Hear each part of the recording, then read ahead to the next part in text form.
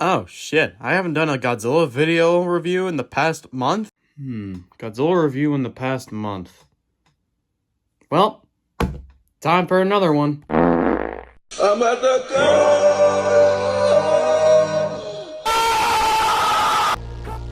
Be still and know that I am a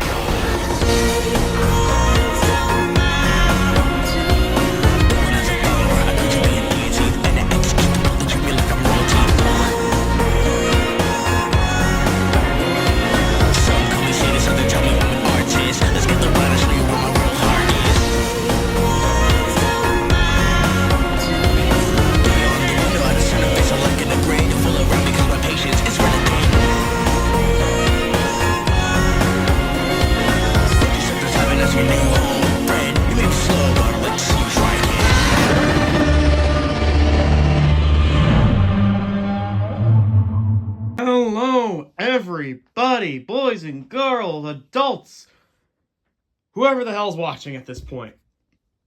Welcome back.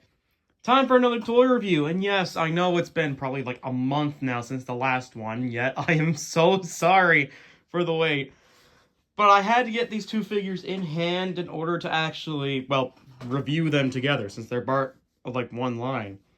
And those figures will be the Godzilla Kong, the new Empire figures of One Eye, and he falls flat on his face, and the Drownviper.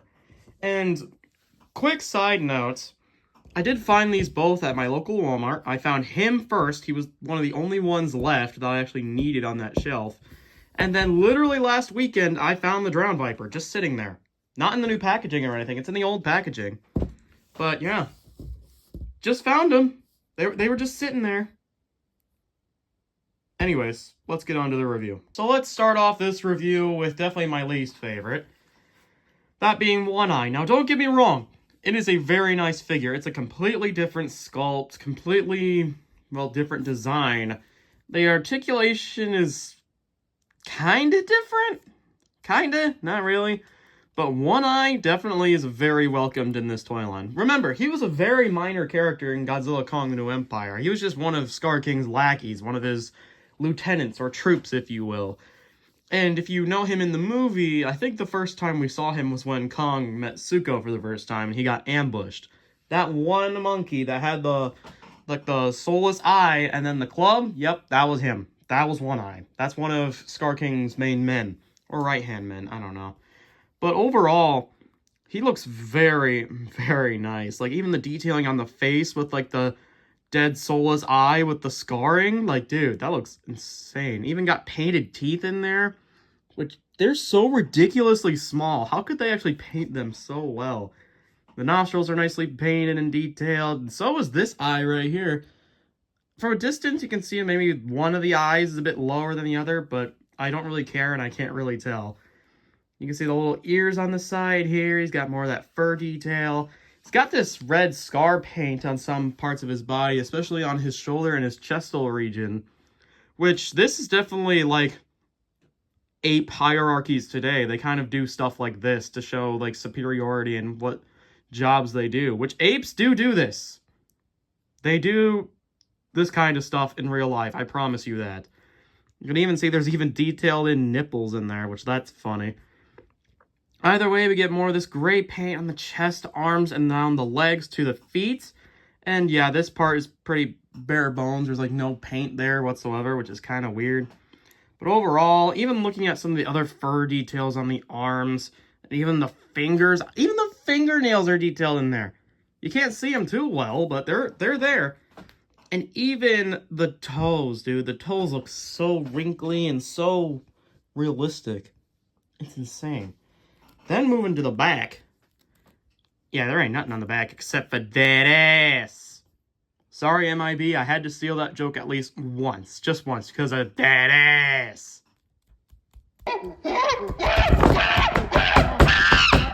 Jokes aside, One Eye still looks great. Honestly, very welcomed addition into this toy line. Who knew that a minor character that only popped up on screen for a couple minutes would get a figure? That's insane. But now, before we get to his articulation, his accessory, little bone club. Ain't that nifty? So all you gotta do, we'll just use his right hand as the example. You just kind of wedge it in there. It's very hard to do, even though the bone is like made of a softer plastic. You're gonna have to like really squeeze it in there. Ah, there we go. Now he can hold the bone in his hand. Cool. Either way, let's get to articulation. So starting off with the head can rotate all the way around, but something that Dallas Orr actually pointed out is that he can look up and down. What the hell?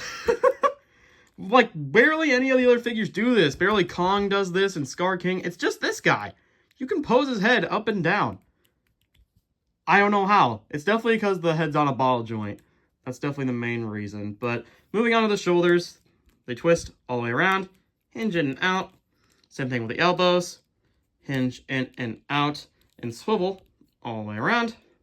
And even the wrists can swivel all the way around. And just like Scar King, he has an ab crunch, which of course you can do up, down, side to side. He's very squeaky, as you can both see. It's the same articulation on the other arm. Same thing with the wrist. For the legs, you can kick up and back, and they can swivel all the way around at the thigh. At the knee, they can bend up and down and rotate all the way around. Still no foot articulation. I guess Zuko's the only one with that, but there's One Eye. I'm very impressed with this figure. Playmates honestly cooked with this figure. This figure is really nice. And even just for like a side character, this is great treatment.